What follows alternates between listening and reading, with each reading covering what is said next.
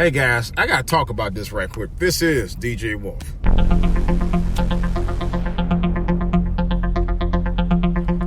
Alright, you guys, if you hadn't seen it or if you've been under a rock, there was this little documentary called The Last Dance. This was a documentary that talked about the 5 or 6 such NBA finales or finals that were won by Michael Jordan and the Chicago Bulls. And I highlighted the career of Michael Jordan and the teammates and coaches around and the owners around him that helped build one of the most storied franchises, not only in the NBA, but in all sports. And it made Michael Jordan, for lack of a better word, a basketball god. This guy has shattered more records than any other NBA player in the history. You know, one history thing that I found out that he did, he faced off against 20 All-Stars in 1 year. 20 Hall of Famer, no, not All-Star, Hall of Famers in 1 year. I was like, really? Faced off with him. I was like, good God. The dude was a legend. I mean, it's like, but the one thing that I admired about Jordan, I noticed even in the documentary when they were interviewing him, is his bravado, his confidence, man. And it shows in his manhood, you know what I'm saying? You know, and I'm referring to him as a man. You know, he was very cocky, very bullish at times, but he was in it to win it, you know? And it inspired, and I could see what inspired Kobe Bryant and Michael Jordan. And Kobe was the exact same way. And I was in awe of Jordan. And his ups and his downs. You know. And it just, I don't know, I was just moved. And I don't necessarily move. The only time I was moved to tears was when he cried when his father got killed. And when he won that championship with his father. I was done. But he shows you that you can achieve greatness by putting your mind frame that you're going to be great. He called that in an interview early on in his career, very early, when he was just starting out. And he has said that he wanted not only by himself, but his team to be looked upon as one of the great teams, like LA or Boston. He said that in an interview years ago, many years ago. So Jordan's mindset was already set to be a winner and nothing less. I admire that. That's why I love him or hate him.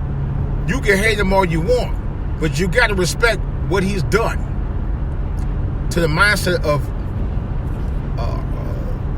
people who admire what he did. He changed the game of basketball. He changed the sport all across the NBA. He made it a bigger worldwide phenom than what it was. You know, slogan was, I want to be like Mike. You know, he teamed up with Spike Lee when he got the endorsement for Nike. And the shoes are legendary. The shoes itself are legendary by itself just because of him. I mean, come on. No other player has ever done that in the history of the NBA. No other player. You couldn't name 5 right now that's ever done that. Not 5. His name became a brand in itself. Okay? And there were no major NBA players that had the kind of shoe endorsements that he had at the time. Nobody. Probably nobody in sports. Not everybody got it. Except Jordan's bigger. You know, Jordan shoes go way back damn near 4 decades. You know? And people, anytime a new Jordan shoe comes out, it's an event. Let alone be a Jordan. The Jordan shoes are an event in itself. I'm seriously thinking about doing a broadcast, a video broadcast of that. But I'm gonna have to do some documentation on that, do some research on that. But it amazes me. I mean, I'm just thinking about that. That's how much of an influence Michael Jordan has been. Not to the world, just the world of the NBA, but him as a person. Just like Kobe. Kobe, same thing. You know? And I actually owned a pair of Kobe's. I didn't own a pair of Jordans. But now I don't think I've ever owned a pair of Jordan shoes. My son has a few of them. But I never owned a pair of Jordan shoes my entire life. Because at the time, even then, they were too expensive for me. You know, those shoes were very expensive. Even when I was in the military, I couldn't afford them shoes at the time. But one day, I might.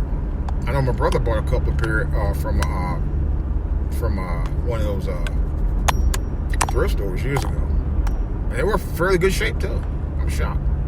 What he calls consignary, kind of like thrift store. Anyway, but one day I might get a pair. I don't have a strong desire to get a pair. I like to get some low top Jordans though. I may have owned a pair before. I don't even remember. If I did, it's been so long I wouldn't even remember anyway. But just the fact that his shoes, when they release a Jordan shoe, Jordan shoes, it's an event by itself. Jordan don't even have to be there. Just the name. The name is an event. You know what I'm saying? And that's my whole point. You know? But watching those videos, man, of him talking and him behind the scenes and all of that, you get to really know why Jordan was Jordan, inside and out, you know? And the games that he played, those tough games, and what he went through during those games. You know, like, for example, people thought he had a flu. And I remember the game very well because I saw it against Indiana Pacers during that time period. I think it was either Indiana or Utah, one of them. I think it was the Pacers. And come to find out, and he was sick when he played the entire time. They say he had a flu. They labeled it as a flu, but Jordan had confirmed it was actually food poisoning that he received when he played that day. He said he was in a hotel throwing up and all of that stuff, and he ate a pizza the night before and just messed with him. And, he got through it, and I think he had fever or something like that. But you could tell he was damn near done. And even then, on his worst day, he was lighting people up. And I was telling people, and somebody, a colleague of mine was saying he hears people talking, trying to say that LeBron's better than Jordan. I'm like, huh? Huh? Bruh, really? After watching that documentary, you have to really evaluate who's better than Jordan. And I can tell you, pretty much nobody. I mean, the closest that we'll ever get to anybody being even closer to Jordan would probably be Kobe Bryant. That's as far as it's going to ever go for me, personally. I can tell you that right up front. Jordan, no. Kobe, anybody else, no. Nobody better than nobody. And you can hear first. Nobody other than Kobe can even match Jordan. And I'm gonna tell you right up front, LeBron is from my home. Well, he played for my home team, the Cavaliers. And I'm gonna tell you right up front, LeBron didn't have the stamina, and I still say it. He has potential. He had the potential of stamina to play like Jordan, but he wasn't Jordan. I can tell you that right up front. Remember, Kobe spent all 20 years of his entire NBA career with LA. They had a team nickname for his brother, the Black Mamba, and he earned it.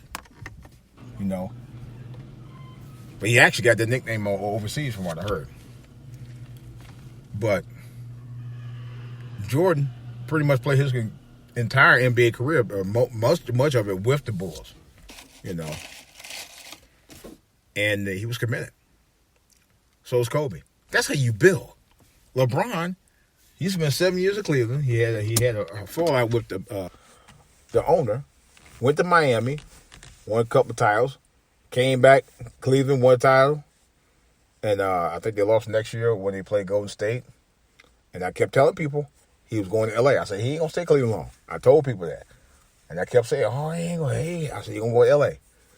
See, LeBron had already planned on going to L.A. for a long time. He was trying to build up the hype so when he got to L.A., people would recognize that he was a power to be reckoned with on his own right. I knew that. I kept telling people since 2010, he wasn't going to stay in Cleveland. And sure enough, so this guy tired, stayed another year, people start falling out, he rolled. Where he at? L.A. Will L.A. do it again under LeBron? No. But see, LeBron had plans about that. He was already in L.A.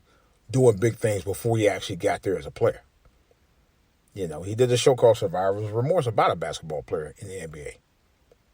He had movie deals and stuff. You know, he's still doing that right now. So I knew all the time that he was planning. He had a house already in L.A. So this was nothing new to me about that for years. He was planning on doing L.A. for a very long time. Not that I blame him, but I knew that. You know, it was going to bring him his biggest fame. Now, I don't know right now because of the coronavirus. Might be another story. We don't know if he'll get back to where he want to be. But I'm going to say this. Nobody can never touch the greatness of Jordan. Not the way Jordan did it. I'm sorry. Not the way he did it. Not the way him and his squad. Because he had one of the greatest NBA hit squads in the history of the NBA. Probably in the history of sports. That's unmatched as far as I'm concerned. This is DJ Wolf. I'm out.